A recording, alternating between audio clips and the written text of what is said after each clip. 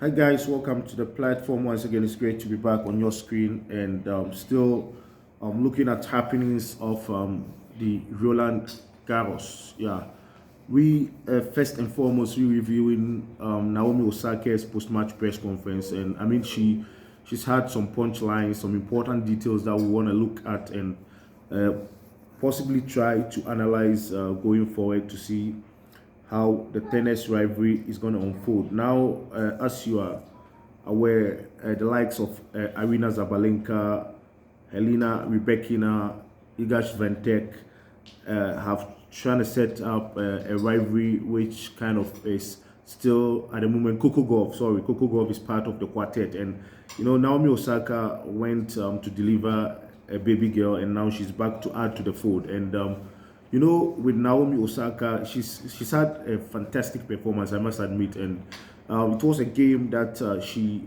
doesn't deserve to lose. As I indicated in my last video regarding the match. Yeah, and before I proceed with the um, evaluation of the topic for today, if you haven't subscribed to the channel, do well to hit the subscribe button, touch the notification bell. Yeah, it's very important to hit the subscribe button to support the channel, as to like to increase the numbers there so that we can get the opportunity to open up some opportunities for us in the algorithm of the YouTube so that we can access it. But we need numbers to do it, and so the subscription is very important. So please do well to subscribe for us. Yeah, I will play some audio of the post-match interview to try to see some areas that is quite interesting for us to analyze going forward. And she kind of threw a challenge to Iga Swiatek to play her on her best court, the hard court. For those of you who have followed the successes of Naomi Osaka, you quite clearly remember that she's had the 4 Grand Slams she's won, 2 from Australia and then 2 from the United States of America, US Open, and both are hard court, depending with some differences in there, but basically hard court surfaces. Yeah, so let me try and get some audio of the interview, the post match encounter, so that we can analyze some punchlines in that. Honestly, it's not the worst. Like, I felt worse for sure. I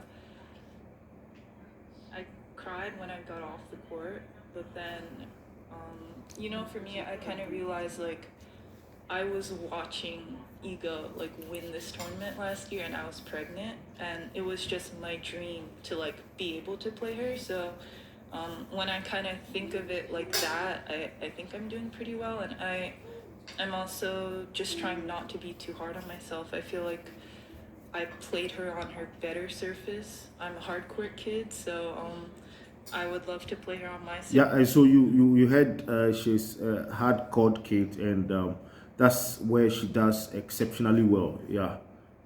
And see what happens. But yeah, I also said in Australia that I'm kind of setting myself up for September anyway, so yeah. I wonder if you're able to compare how you hit the ball today compared to maybe before you went away and when you won your Grand Slams. Do you think you're playing close to that level? If not, how close do you think you are? Or do you not even make that comparison?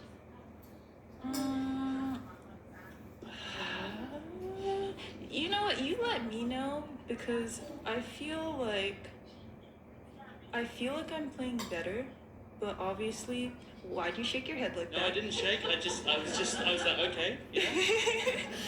It was a long time ago. Yeah, no, I feel like I'm playing better because there's specific things I worked on to get better, and I also feel like it's tough because obviously the results aren't resulting right now, but I think like I'm growing every tournament, and I'm just trying to apply myself. And I also And just as she was saying, she's kind of growing with respect to her performances. Yeah, and you can't disagree with her on that. She's quite growing, and I think for in as many years of analyzing and following tennis. This is the first time I've been impressed with a player's performance, be it in the ATP or WTA, that who lost a match. Normally, I've not been praiseworthy of those who lose matches, but I've praised Naomi Osaka because of the fantastic performance she put up and served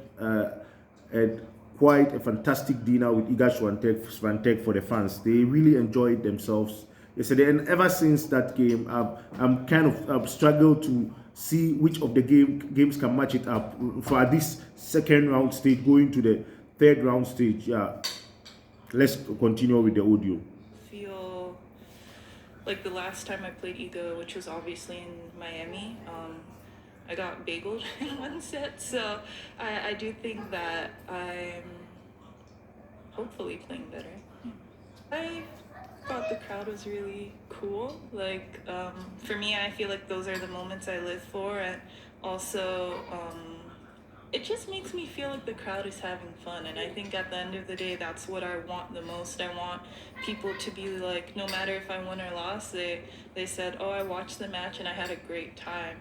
I'm not really too familiar with the scheduling here. Like, I don't know if the night match is a prime time match, but Nadal usually plays during this time, so I kind of figured that this was the prime time. So, I don't know. I'm just here for the vibes, so yeah. I went to the match fully believing that I was gonna win. So, like sitting. Okay, this the point that I quite honestly I disagree with Osaka on. She saying that she went into the match thinking she was going to win the match. I mean, coming from her condition with respect to going to baby breastfeed and other stuff after giving birth, I don't think you can go in as favorites go against the clay court queen Iga Swiatek. Virtually, though she doesn't want to accept it now, she's virtually the clay court queen now, Iga Swiatek. And so Osaka's performance really surprised me. That's why I'm still praising her performance despite the loss. So she kind of, for her to just say that she was going into the match thinking she was going to win the match, I find it difficult to believe. Honestly, find it difficult to believe. Here, it's not the memory I thought I was gonna have at the end of the day, but I don't know. There's so many positives for me to take from this. It definitely would have been more positive if I would have won, but I think I'm just gonna, I don't know. I'm still kind of processing at the same time. Well. Anyway, prior to we continuing with the analysis, let's just give kudos to the source, which is Eurosport. That's the sound is from Eurosport. Yeah, they had their own thing, but I'm trying to get the sound here, so I have to acknowledge that it's from Eurosport. Yeah, Eurosport video. Yeah, so thanks Eurosport. I'm answering your questions, but.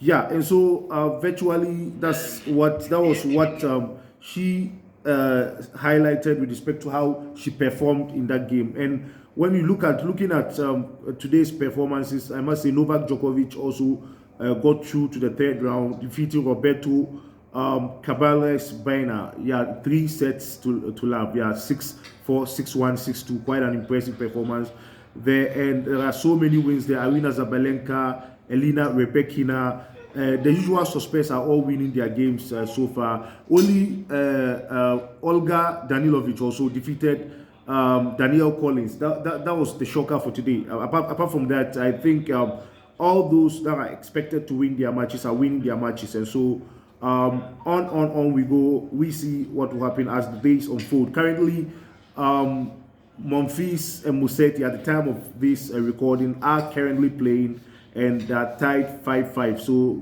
we hope for the best. Elina Svitolina won her match. Yeah, when we talk about Gael Monfils, definitely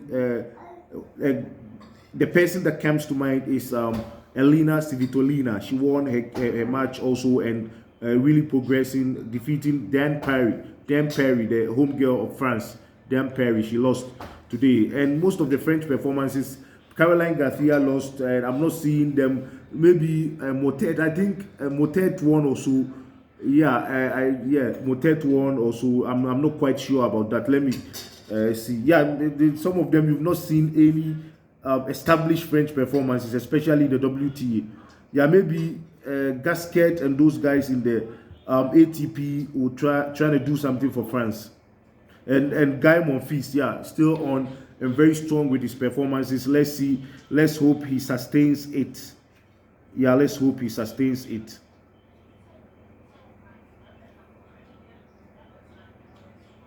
Yeah, quite an important and entertaining Grand Slam event so far. Yeah.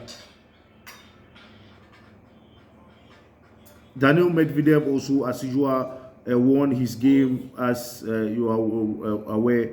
He won the competitor, I think, retired. Oh, Felix Oje Alisemi also won his match. And so we will be updating you as and when the updates come in and the Grand Slam event progresses. Thanks very much for joining me. Hopefully you subscribe to the channel. Comment to agree or disagree with me with respect to my analysis, and then like if you enjoy the presentation, then share to many viewers to prop up the platform. Thank you very much. Love you wherever you are. Bye bye.